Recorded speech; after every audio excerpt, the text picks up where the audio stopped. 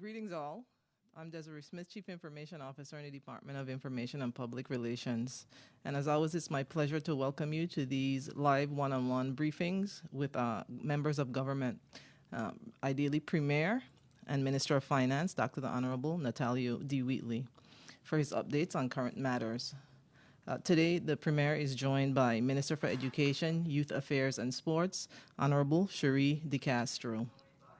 Premier will give his updates, followed by the Minister for Education, and then the floor will be open to our media partners present for their questions based on the updates provided today. So without further delay, we turn our attention to Premier Wheatley with his updates. Thank you, Desiree, and good morning to all the people of the Virgin Islands. Persons present, and those joining us on the airwaves and via the internet, and members of the media. Let me once again extend wishes for a happy new year to everyone. May you be safe, healthy, and happy in 2023, and may the new year bring you prosperity. I also take this opportunity to extend sympathies to those of us who have lost loved ones recently, and we ask for God's blessings and favor upon the dearly departed. Joining me this morning is Minister for Education, Youth Affairs and Sports, and Territorial at-Large Representative, Honorable Cherie B. DeCastro, who will provide us with an update on matters under her portfolio. But before I invite Honorable DeCastro to deliver her statement, I wish to touch briefly on a few matters of my own. On the 2nd of January 2023, I had the privilege as Premier to lead a delegation to St. Thomas in the United States Virgin Islands to the second term swearing in of Governor Albert A. Bryan Jr. and Lieutenant Governor Tregenza Roach, following the recently held gubernatorial elections in the USVI. The BVI's delegation included Deputy Premier and Minister for Communications and Works, Honorable Kai Reimer, and Minister for Natural Resources and Labor, Honorable Melvin M. Turnbull. As you know, the BVI and the USVI historically share a close bond and friendship, and we have had a good relationship with Governor Bryan's administration. It was therefore important for the BVI to convey our congratulations to Governor Bryan and Lieutenant Governor Roach on their reappointment, which we did. We also took the opportunity to extend condolences to the people of the USVI on the recent passing of the late former Governor Dr. Roy Lester Schneider, and to remember the late former Governor Dr. Charles Wesley Turnbull, who also passed recently. Dr. Turnbull was a descendant of the Virgin Islands. Both Dr. Snyder and Dr. Turnbull also ensured that the BVI and the USVI had a friendly and productive relationship. In a week and a half, I will travel to the United Kingdom to advance the economic, political, and environmental interests of the Virgin Islands. On the agenda are financial services, investment, and environmental partnerships. I will also meet with our students and citizens in the United Kingdom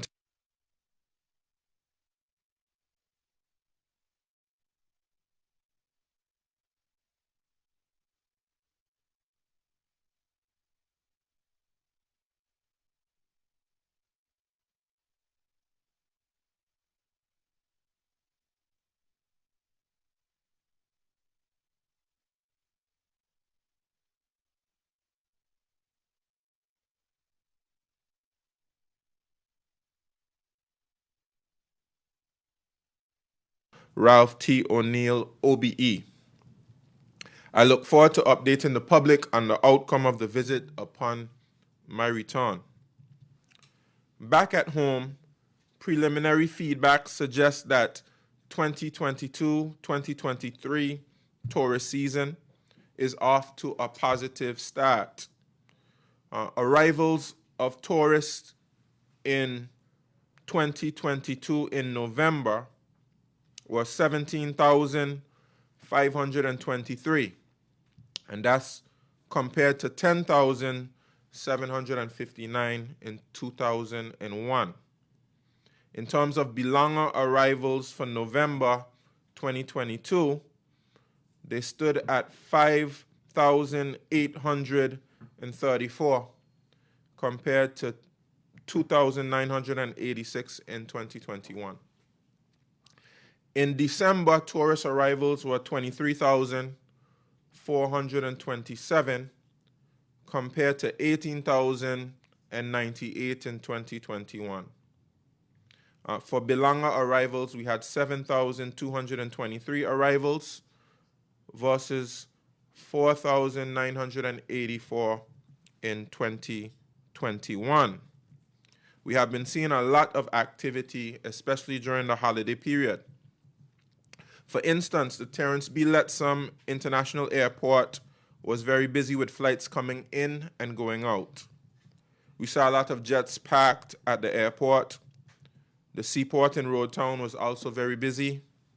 The old year parties at Trellis Bay and Jas Van Dyke and other venues attracted huge crowds, particularly compared to recent years.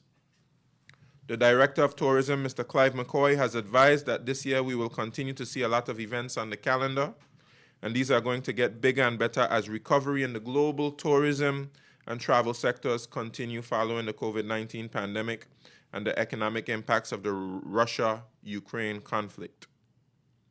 The Director has also advised that the BVI Tourist Board will be focusing as well on training in hospitality and other related areas in the industry, especially to improve customer service and visitor experience. And this will be possible as the Tourist Board has been allocated approximately $10 million in the 2023 budget.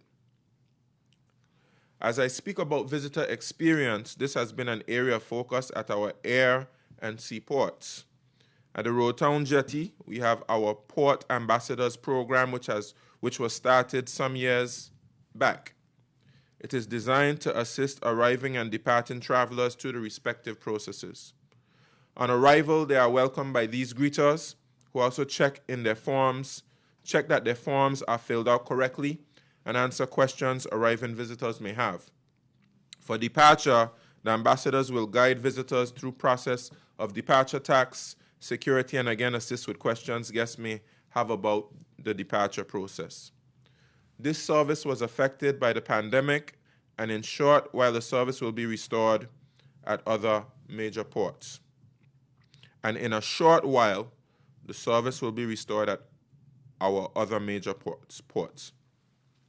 At the seaports, international ferry arrivals are also being spaced apart to reduce passenger congestion on arrival and to assist in reducing the time passengers spend for clearance with immigration and customs.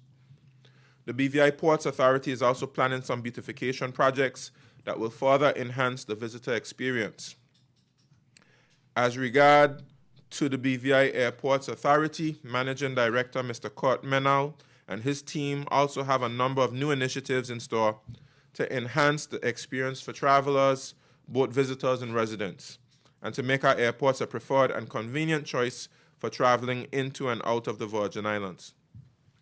With the support of the Minister of Communications and Works, Honorable Kai Reimer and his team, and the Chairman of the BVI Airport Authority Board of Directors, Mr. Theodore Bork, and his team of Board of Directors, it is expected that improved customer service will enhance and elevate the traveler's experience at all three airports: the Terrence B. Lettsome International Airport, the Taddy Bay International Airport, and the Argyce George International Airport.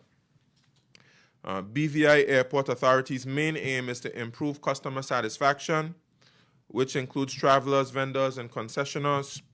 Satisfied customers help to improve their business, which in turn allows the authority and its commercial partners to be able to sustain themselves. Plans are afoot to enhance the facilities at the Terrence B. Lettsome International Airport, such as the arrival and departure halls, by expanding these spaces to make them more comfortable and relaxing. Work has begun to upgrade the hand baggage sorts machines. This upgrade will allow for passengers' bags to be processed more efficiently and reduce the time spent at the security checkpoint. The Customer Care Unit aims to launch its BVI Airport Authority Customer Care Program soon. This program entails focus on guest love, facility love, and staff love.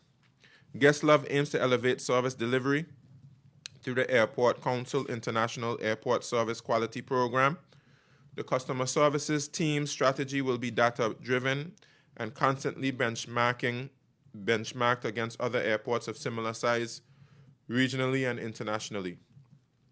Facility love aims at delighting guests with a clean environment, and staff love aims to train, educate, and reward and recognize current and new staff. Finally, the BVI Airports Authority is engaged in a spatial planning exercise to accommodate additional businesses to increase and diversify the offerings to match the needs of the range of airport users. I take this opportunity to commend the Ministry of Communications and Works, BVIAA Board of Directors, management, and entire staff, vendors, and concessionaires, and others I may have inadvertently left out, for their hard work in improving the service at our airports. These plans fit very well with other initiatives that are taking place. For instance, last month, the government signed a memorandum of understanding with the Caribbean community for advanced passenger information sharing. What this allows is that before a flight or a sea voyage leaves an air or seaport respectively, the passenger information is sent ahead to the destination country so that the necessary security screening can be performed before the aircraft or vessel departs. This speeds up the time spent at immigration. It also flags persons who may be inadmissible for entry to the destination country before they leave their port of origin. This reduces the burdens associated with having to deny persons entry, especially in the case of persons who, for whatever reason, are already inadmissible. On another note, the RATED program, which we launched in November 2022, is progressing with implementation.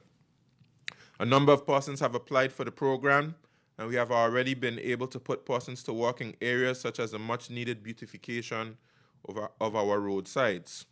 So some persons have been able to obtain short-term employment, and the public has been able to get some benefit in return.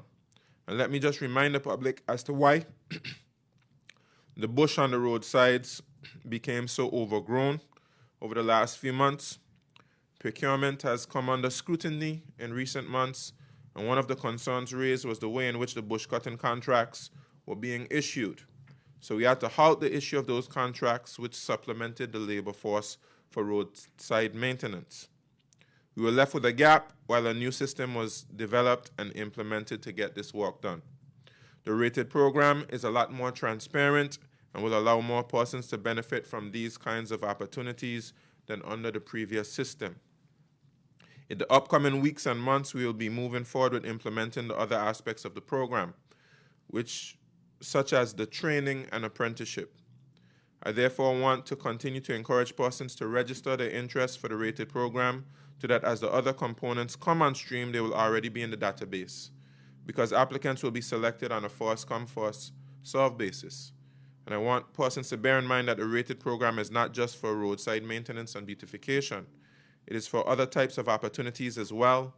So please register your interests, and registration will help us to identify what types of jobs and skills development are in higher need than others. I take this opportunity to congratulate those persons already working in the program, doing the roadside maintenance and beautification. They're doing an excellent job thus far. However, one unfortunate incident has come to my attention, which I will be investigating, involving an incident with a worker in the program and the supervisor. Finally, I want to advise the public that preparations are underway for the publication of a tender for road repair works through the Fatags Bay to Paraquita Bay Road Improvement Project. The tender notice is expected to be published next week, and once the various stages of the procurement process are complete, works will begin. This project will bring relief to persons who commute between the eastern end of the island and Road Town via that route.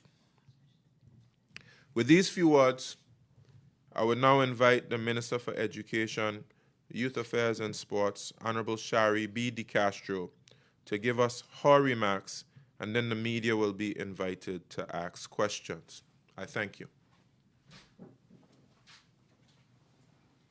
Good morning, everyone. I take this opportunity to extend appreciation to Premier and Minister of Finance, Honorable Dr. Whitley, for this opportunity to speak to you this morning. Ladies and gentlemen, the completion of the ESHS redevelopment project signifies a major investment in the infrastructure of education in the Virgin Islands. As stated, after 5 school years and 1 term, the full complement of staff and students of the Elmore Stout High School finally returned to the same campus for full-day learning for the first time since the storms of 2017. In this moment, I once again would like to express extreme gratitude and pride as an alumna as well as a former teacher of this amazing institution because the elation that we feel having completed and opened this school is truly unexplainable. I want to reiterate my thanks to the Premier and Minister of Finance, as well as the Financial Secretary and the entire team at the Ministry of Finance for ensuring that the funding was available for this project to come to fruition. Of course, we have to also express continued gratitude to the Recovery and Development Agency for their relentless dedication and their leadership on this project. I want to also reiterate our gratitude to the contractors, Quality Construction, Outland Heavy Equipment Limited, Metro Construction, Northam and Sunleaf Construction, and No Limit Construction for their unwavering commitment to the execution of this project in a timely and cost-effective manner. Following the reopening ceremony of this new wing of the Elmore Stout High School on Tuesday, 3rd January, ESHS opened its doors to full-day school for grades 7 to 12 students. Of course, approximately 1,500 students and 150 educators assembled on the campus on Wednesday, 4th January. The ministry is pleased with the first 2 days of school and continue to observe and correct matters as they arise. Students and teachers are adapting to the new environment and are excited and elated to be in the new space. General Assembly was held on Wednesday, 4th January, in the courtyard, and it was truly a sight to behold to see the entire school population of students and teachers assembled for the first time since 2017. We are still awaiting the arrival of some furniture and equipment, and we are eagerly looking forward to their arrival. The ministry, of course, would like to take this opportunity to thank all stakeholders, especially our parents, for your patience and support as we readjust to full-day school at the Elmore Stout High School. I want to take this opportunity to also additionally express the Ministry of Education's mandate for the 2022-2023 school year. We have endeavored to reimagine education in the territory in order to prepare our students for an ever-changing world. The theme for this school year is Virgin Islands Education Moving Full Steam Ahead. STEAM stands for Science, Technology, Engineering, Arts, and Mathematics, and it provides a new approach to teaching that focuses on the development of creativity, innovation, critical thinking, problem solving, collaboration, and communications, which are key 21st century skills. One of the first successful activities of the school year was Innovation Week, held in November 2022. Students, teachers, parents, and other community members were able to experience what learning looks like through the arts, robotics, engineering, and other key areas. We look forward to hosting other key activities during the course of this school year, namely the National Science Fair in March. Training sessions have been conducted for teachers, and funding has been allocated to procure the much-needed STEAM supplies that would seek to endeavor to propel this initiative forward. A pilot program called Innovation Hour will be rolled out at the Elmore Stout High School by the end of the first quarter. This program is intended to expose students to robotics, engineering, arts, artificial intelligence, and other tenets of STEAM. Teachers, of course, will continue to receive training ahead of its implementation, and we have ensure that an education officer has been tasked with developing the ministry's plan for the full rollout of STEAM, of course, along with a comprehensive policy to support it.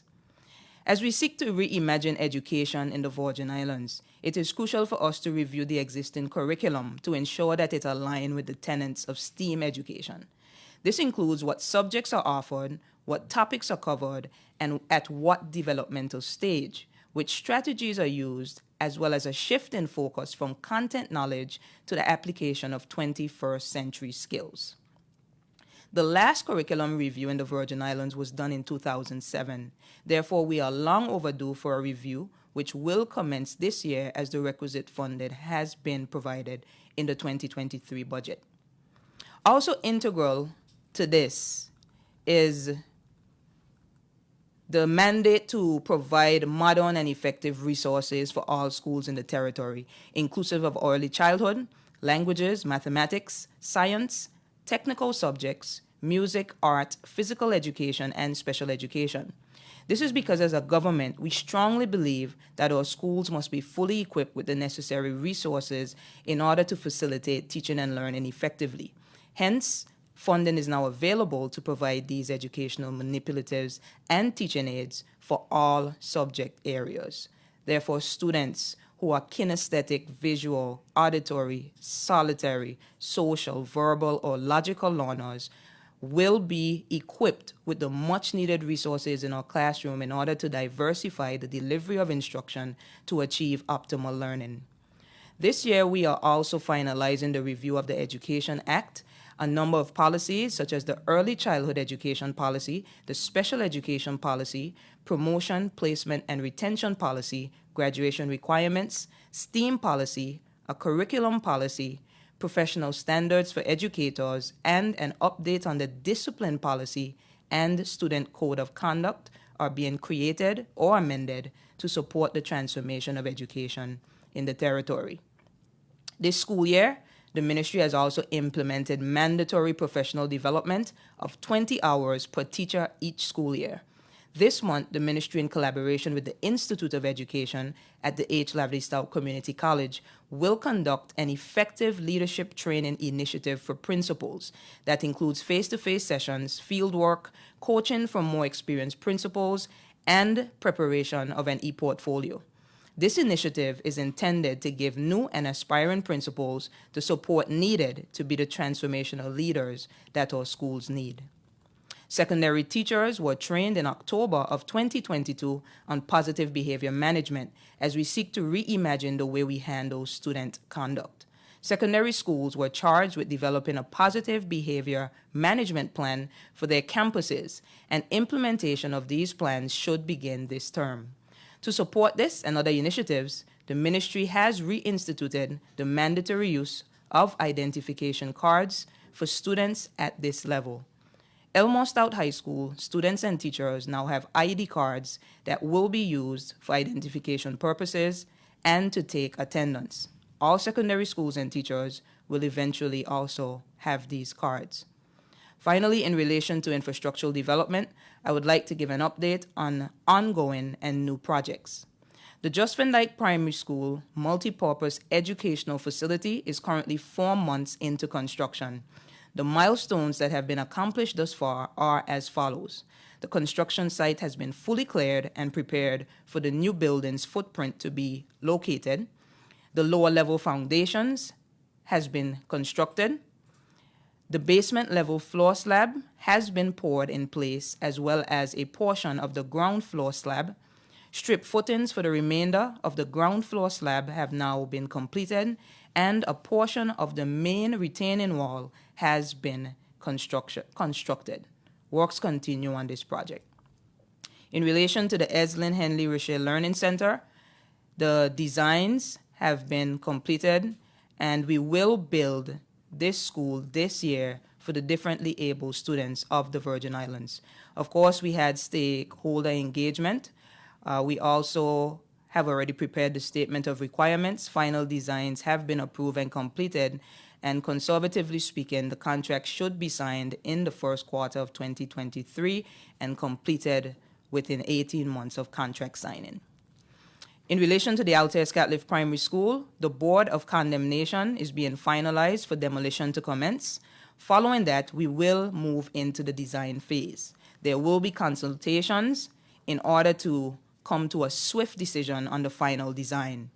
The ESHS redevelopment project is proof that educational facilities can be effectively constructed within a limited time frame, and we will seek to use the same model as we move forward to address both the reconstruction of the Altes Catliff Primary School as well as the Isabella Morris School.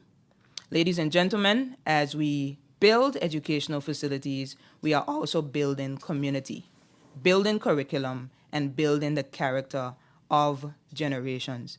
This government is fully committed to this mandate, and the record of the Standing Finance Committee report will reflect that the Ministry of Education petitioned the committee and by extension the government for an additional $1.125 million to meet the needs of our school system for this year. I have to say that the government of the Virgin Islands has granted additional funding that we requested, plus a little more in the 2023 budget in the amount of $1,250,000. I want to extend my sincere gratitude to the Premier, Minister of Finance, the entire Cabinet and House of Assembly colleagues who would have supported the need to reimagine education in the Virgin Islands with the requisite funding that we have requested. In August of 2022, I met with 600 educators in the territory, and I said to them, you can't get change if you give exact, but if you give more, you get change. This government of the Virgin Islands has committed to that change and to giving more to education in the Virgin Islands in the 2023 budget. I thank you for this time, and I look forward to any questions that you will have concerning the matters raised. Thank you. And we thank you, Honorable DeCastro, and of course you, Premier, for your updates thus far. And since they are more than welcoming to your questions, we're now going to open the floor to the media present. We ask you to identify yourself and the agency you represent as you present questions based on the updates presented today. You're welcome to do so.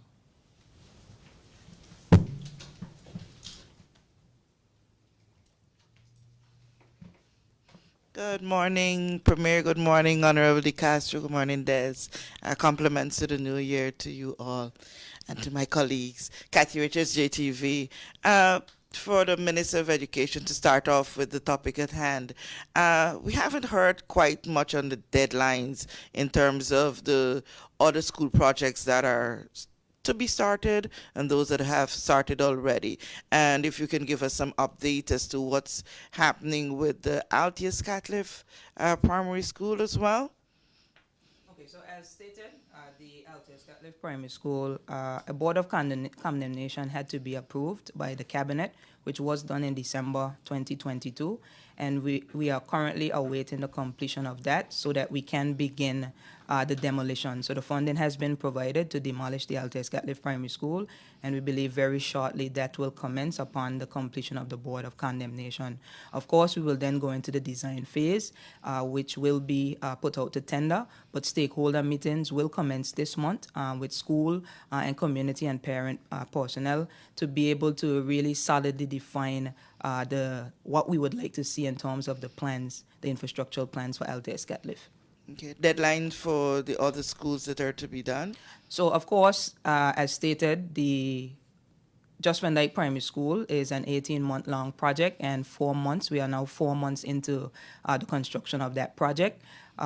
Additionally, the remaining school would be the Isabella Morris Primary School that has been demolished previously, and we have allocated funding in the budget to also seek to begin the design phase and subsequently the construction phase of that institution. Of course, it would go alongside the same timeline of the Altes Catliff Primary School, as we have to make sure that we solidify plans in relation to what that facility would look like and what we seek to achieve upon its construction. Overall, in terms of additional schools in the territory, we we have sought to create a maintenance plan. There has been concern surrounding the maintenance of educational facilities for quite some time, and upon taking office, I commissioned the maintenance and projects unit to put forward a report on the condition of all schools in the territory. That report was given to me.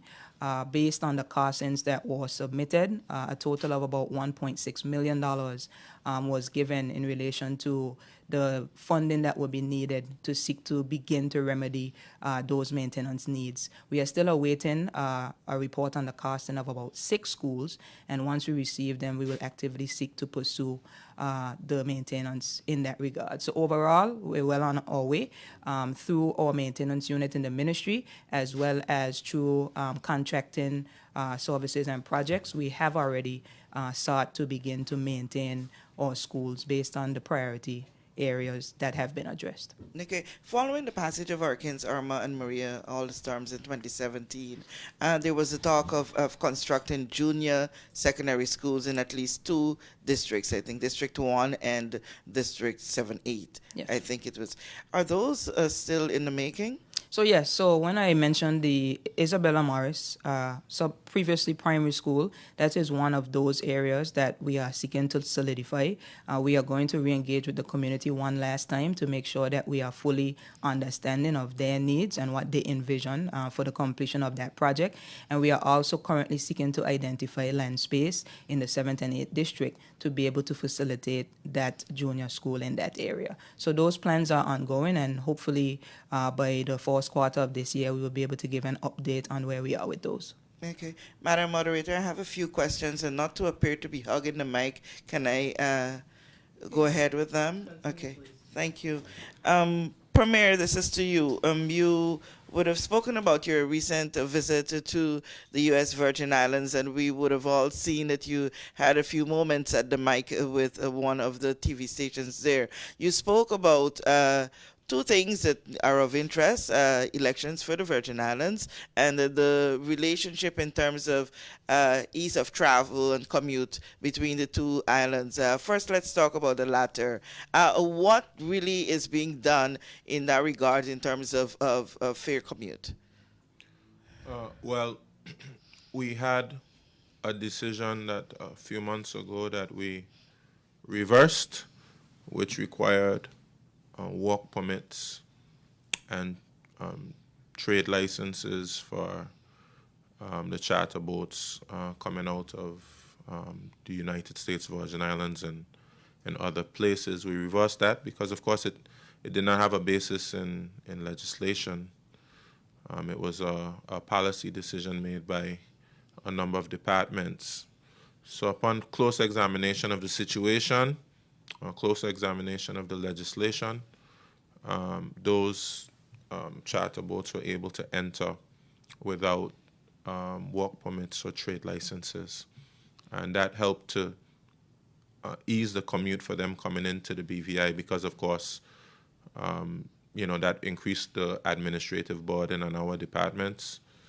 But we will be returning to that legislation, which is the Commercial Recreational Vessel Licensing Act, and we're going to make some more changes. Changes that will help to recognize the value provided by locally based operations, and also to get fair value for those coming into the Virgin Islands, especially considering the fact that they don't have to pay for work permit fees and trade license fees. And, that's among some other discussions we're having in terms of how we can work better, make the process more efficient through the use of technology, digitization, examining our processes, eliminating duplication, etc., making it easy on our departments over here as well. Some of the changes we're making in terms of immigration and customs and ports to help to accommodate visitors coming from abroad. Okay, and are we in engagement with those who ply these routes before we go into these decisions? Yes, of course. We have stakeholder consultation with organizations like the Marine Association, Those persons, we've met a number of times with water taxi operators, charter, boat society, etc. Okay. On the matter of general elections for the Virgin Islands, we know it should be called at least by May of this year. Seems as though electorates are eager to go to the polls, and having heard that the House was prorogued rather than dissolved, there seems to be some conversation. Could you expound on the reason for proroguing as opposed to dissolving to go ahead with elections, considering that it's just a few months ahead? Well, in the framework for the implementation of COI recommendations and other reforms, we committed to doing a full term, full 4-year term. So, of course, the first meeting of the House of Assembly in 2019 was in March, I think March 12th. So the House has to dissolve by March 12th. Okay, so we are not to hear any dissolving of the House before March. We're not going to have all the elections. Not going to have one. Thank you, Premier. Going into that, I know with just months out of that, preparations must be ongoing, and I don't find it inappropriate to ask you this, seeing that it's the Virgin Islands party ticket you ran on, to have you in this seat at this time. How do you see yourself positioned to contest the general elections? Do you anticipate leading the party at that time? Well, I think media has reported that, of course, other parties which were within the unity government will be putting forward a slate. So the Virgin Islands Party will be no different. Okay, Premier. Thank you. We want to make sure we keep the topics based on the government's activities and agenda. Yeah, I don't think I deviated from that. Thank you. Next.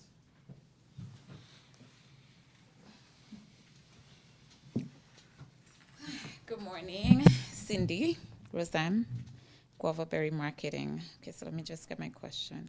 I don't have a question for you, Honorable DeCastro. I just want to point out, though, well, congratulations on getting our students back to full-day school.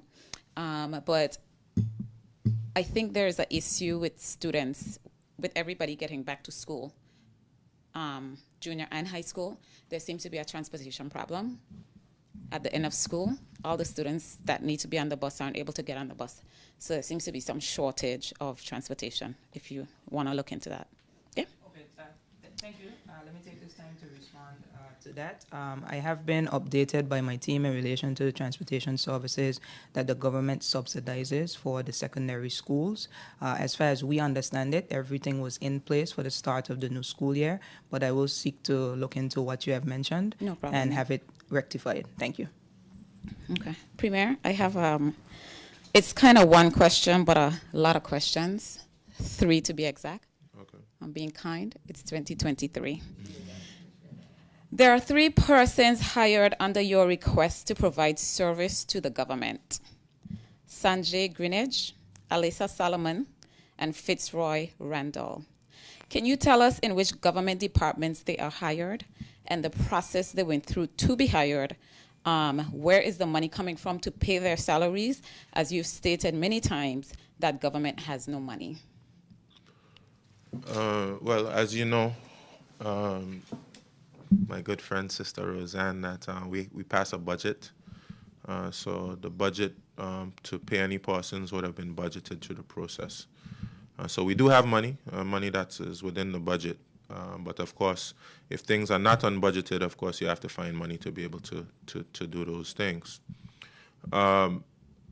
The GIS officer, I think perhaps maybe the chief chief information officer is perhaps maybe the best person to speak about that post. Mr. Fitzroy Randall, I'm not quite sure if he's working for government or not.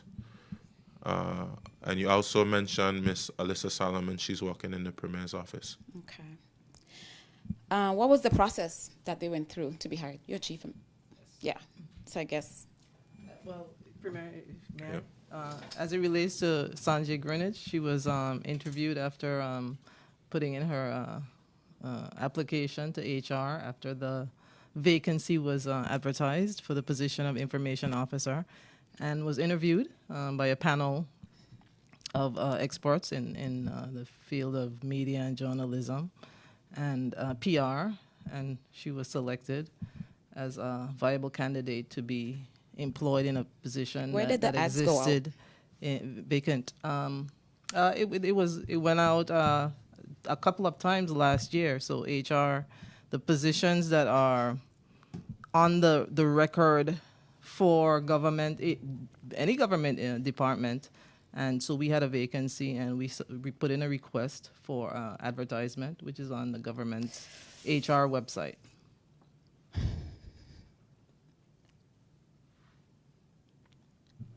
All right, so 2 other persons are not Virgin Islanders and belongers, and they've lived in this territory for less than a year. GIS, which is the Government Information Services Department, when I requested, could not give me any information on the ads or the jobs, the descriptions, or when they went out. I was advised to speak to HR. I spoke to government HR. I spoke to the governor's house. I spoke to the deputy governor's office, and nobody had a clue or could tell me where these persons were or how they were hired until now, while we stutter to get the answers. Do you find it appropriate as the Premier to break the labor laws to hire persons who prefer to live in the BVI and not return home after it didn't work out with the local companies they were hired through, while qualified Virgin Islanders and belongers sit at home unemployed? Well, thank you for the question again. I think, as you know, the labor laws show preference for belongers. But of course, you have many instances in which jobs are advertised, and for whatever reason, belongers do not apply, or perhaps those are areas where belongers may not have necessarily have an interest. But of course, I'm sitting next to the Minister of Education, and I know that we as a government have a very robust program for ensuring that Virgin Islanders are trained and oriented to areas where perhaps maybe in the past they have not been. I think in the space, and I think perhaps the Chief Information Officer might even be better placed to speak about this. For whatever reason, we haven't had many belongers show interest in the area of media. Even if you look within the private media, you mainly see persons who are non-belongers. And of course, I think we have to work our best to ensure that our persons who pass through our education system, that they show interest in these areas because there are opportunities. I know Chief Information Officer can tell us about the many opportunities that exist within this particular space. And I'll support whatever efforts I can to get persons interested in these areas. But not just these areas. There are a number of other areas in the Virgin Islands where persons who are not being employed, they can focus their attentions by getting trained in these particular areas, which a lot of them are technical in nature. It's not a lack of competence. It's not a lack of potential. It's mainly orienting them to these particular areas for them to see the opportunities in these particular areas and to apply to these areas. And I must say as well, in some instances, we have the issue of salary. Some persons perhaps maybe don't think the salary is enough. I know the Chief Information Officer would agree with me when I say we have to review what we pay persons who do technical areas. The technical areas are greatly devalued in government, and I'm hopeful that the salary review that Cabinet has commissioned will correct what is really, in my view, an injustice. Persons who do technical things, they should be valued for being technicians and being specialists in their fields, and perhaps maybe a better rate of pay would allow persons to make choices to serve in particular areas as opposed to others. Honorable Premier, Yes. it is 2023. Yes. We've gone through a COI. I think the people of the Virgin Islands are actually exhausted, and this is a comment just before I ask the other question. And the conversation, action needs to follow the conversation. So we know that there are qualified Virgin Islanders that can do the job that these individuals were hired in. We know they requested of you a job. And so I'm sorry, I guess repeat I that will you said? give, You said they requested, say I that again? will give GIS the opportunity to provide me with the information as to the description of the jobs, where they went out, the dates they went out, so that I can put that to rest for the community. Okay, no problem. But just to say, I don't know of any law which has been violated. The persons who are qualified, as you stated, you should bring the information to me as to when they applied for these particular jobs, because of certainly if they applied and they were qualified and they were looked over, I certainly would be very interested. Well, I don't know that in they can apply if the jobs weren't available. So I just need to put that part of it to rest, that they were put out, Yes, these so jobs. that we can see, and I can put that part These to jobs rest. were advertised, Okay. and just the way that the persons who applied for the jobs and got the jobs were able to see the jobs being advertised. Anybody else had the opportunity to see Well, the we'll jobs. put that to rest when I'm provided with the information. I can think of a labor law that was broken, because I think once you, under a certain amount of time, you've lost your job. If you're in on a work permit, you're supposed to leave the island before you can apply for anything, be interviewed for anything. So, We want questions based on the. no, he said he couldn't think of our labor law, so I'm just highlighting one that I can think of. So are you off are the you cuff. are you I'm just saying. are you certain that persons I'm did not 100% leave the island? I'm Premier, 100% Premier, correct. We would want to, thank you very much. That is, that you're all right. your No, I questions? have one more question. Okay, thank you. This is a heavy question. You're accused by members of the public to have inappropriate relations with at least 2 of the persons listed, and that you Premier. continue to the trend of abuse of power with the office. I'm gonna. Can you put these accusations to rest? Thank you. Premier, it's fine. It's, No, let, Questions. no. it's fine. Community space. Okay. It's media. But this, okay. Yeah. Premier, if you so wish to deal with anything that is in the No, let me- public sphere that, No, let me just respond. Okay. I think it's completely an inappropriate question. You're the premier. People No, have I think persons need to stop putting forward reckless rumors as though they have some kind of fact to them. I think it's reckless, and I think it's completely inappropriate. So I'll thank you, move on. Premier. All right. Do we have any other valid questions from the media here? Afternoon, Dana Campo with the BVI Beacon. So I just had a quick question. So not to preempt the maintenance report that you had mentioned, but I know that mold in schools have been an issue within the past couple of years. Can we get an update on where we're at with that and what the plan is to address it? Yes, thank you for your question. We have sought to remedy this matter through the funding that has been provided in last year's budget as well as this year's budget. Of course, one of the things that were being done is that schools were being cleaned. So contractors were commissioned to clean schools.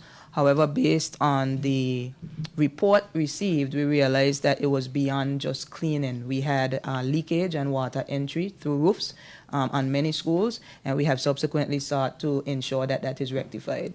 Thus far, since during the last term of 2022, the 3 schools have been identified, and the works have been completed in terms of sealing of roofs so that we could limit the water entry, and subsequently were cleaned, and we have gotten successful remarks in relation to any issues that would have been previously present. So we seek to continue based on the additional schools identified to ensure that we move with that same procedure to seek to remedy this matter that has been longstanding in our educational facilities.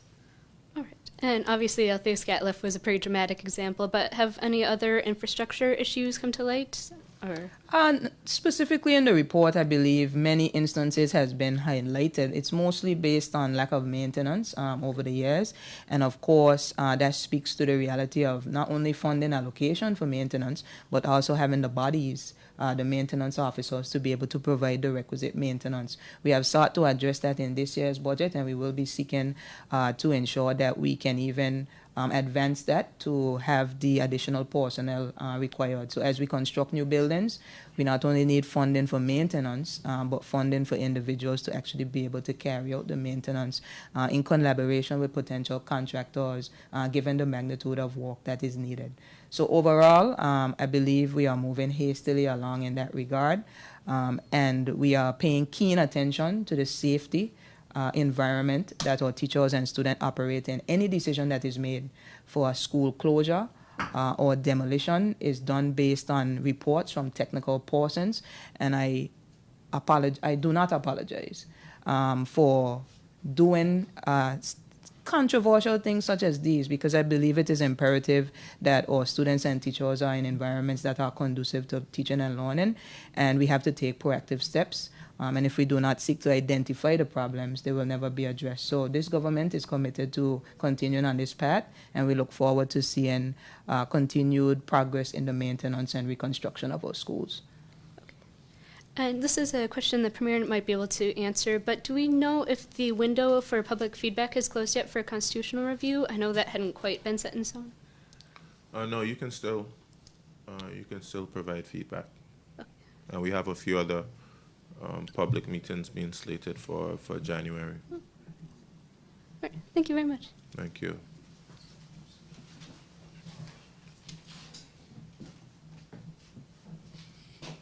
Good morning, Premier. Good morning, Minister. morning. Kamal Haynes from 284 Media. My first question is pertaining to the rated program. You would have mentioned some persons registering, obviously, for the land maintenance, etc. Is there any stats of how many persons would have registered so far under the program, and to which respective fields would they have registered, so we could get a figure to find out how good the program is doing so far? I don't have the figures before me right now as it pertains to the statistics in terms of how many persons have registered. Thus far, in terms of the persons who have been put to work, all of them have been put to work on the roadside maintenance thus far. But there's some other areas as well that will be looking to provide persons with short-term employment in areas of need for government. But as I said before, we're going to be developing some of the other areas of the program this year. The apprenticeship side of the program, as well as the training side, which will mainly be collaboration with H. Laverty Stoutt Community College.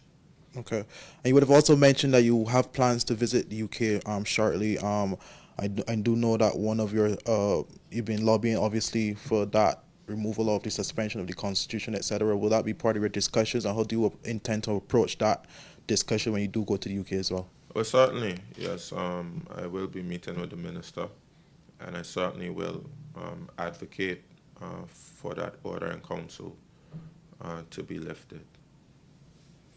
Okay, and also, Minister of Education, Honorable Shari De Castro, you would have mentioned recently that obviously maintenance being a very important, critical part of, obviously, with these new buildings, etc.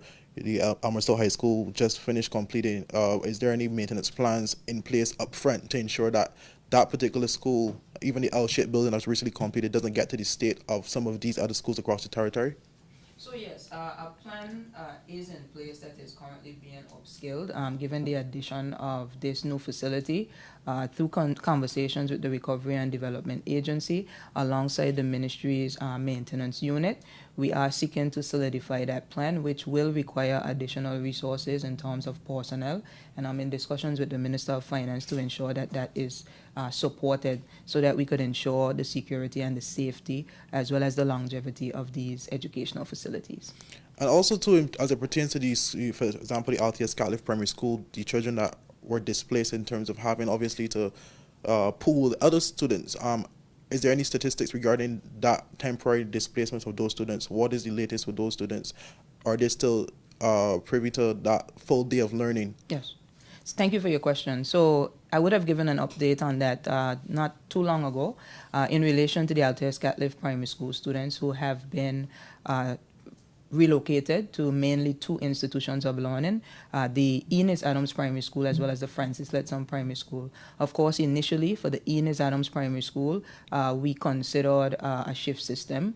However, subsequently we were able to get a facility that we use, which was the King Garden Bay church facility. We moved out of that facility within 1 month and were able to move some of the children into the Enos Adams Primary School early because of the contractor's dedication to completing the project in a timely manner. Subsequently, last school year, just about weeks before the intended deadline, we were able to fully complete the entire top floor of the Enos Adams Primary School and subsequently move the entire complement of students from the Altair Scatliff Primary School into that institution for full day learning. So since last year, that would have taken place. In relation to the Francis Letson Primary School, of course, those students were able to attend full day learning from inception. We also commissioned works on that facility as it was in dire need of maintenance and repairs. Those works are ongoing. A lot of work has been done. We actually, most recently, due to the demolition, will be reusing some of the windows from the Altair Scatliff Primary School as they are in very good condition to replace some of those windows at the Francis Letson Primary School. The courtyard has been fully completed. Painting, classrooms have been completely air conditioned. And so works are ongoing in relation to mostly the windows and the doors installation that should be completed hopefully before the fourth quarter of this year. I want to take this opportunity to thank Unite BVI as they supported the Ministry of Education and the government in fully funding the completion of the retrofitting of both the Enos Adams Primary School as well as the Francis Letson Primary School. Their contribution made an indelible mark on these institutions, and we're truly grateful for the private sector support that the ministry continues to receive in relation to the support of education in the territory. Okay, my final question is back to you, Premier. You would have mentioned, obviously, the recent development of the direct flight from Miami to Tortola and back.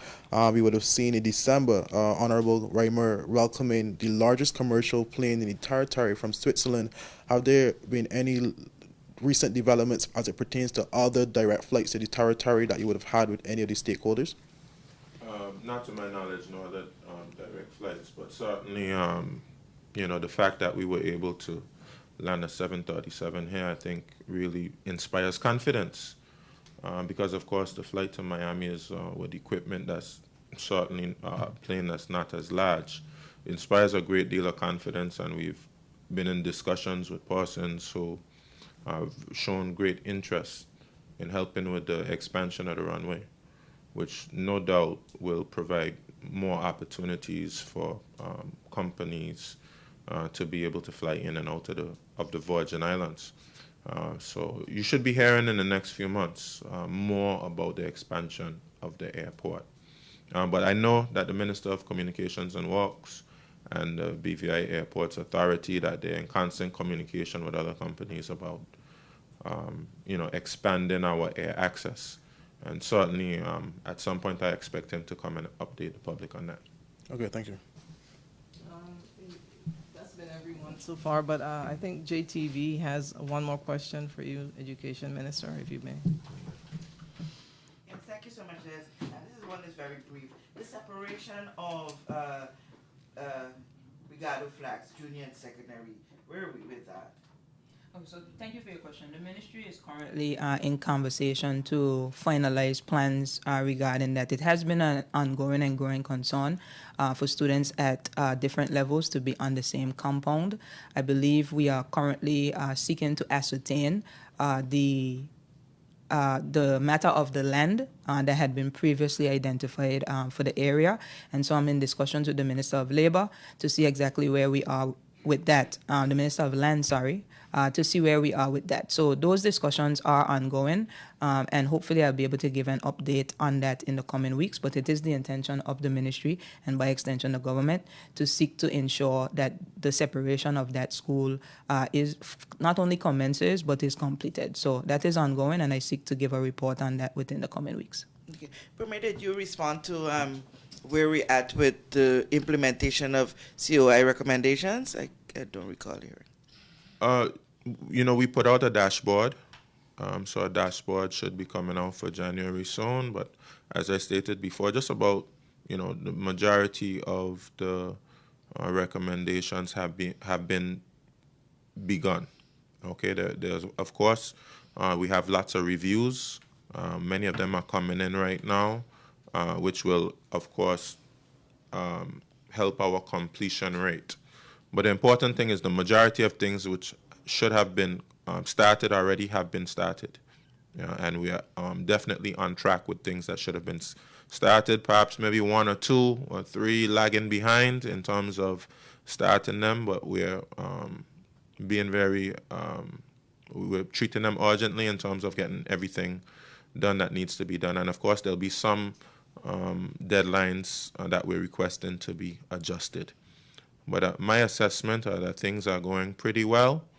We've worked very hard. In fact, we front-loaded most of what needed to be done.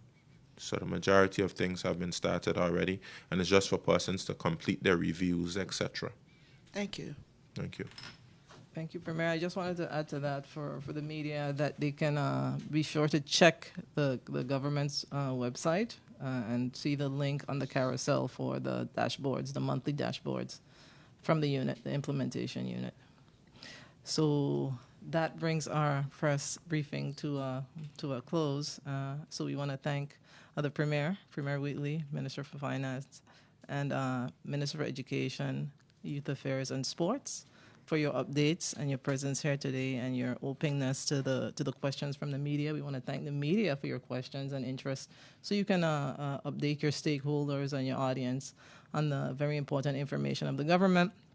We want to thank the audience that tuned in on this live on Facebook and on by radio for always tuning in to this government update. And as a reminder, for accurate and timely information from the government of the Virgin Islands, please visit the website bvi.gov.vg. Like and follow us on Facebook and Twitter at BVI Government and on Instagram at GISBVI. Thank you so much for joining us today. I'm Desiree Smith. Have a good rest of the day.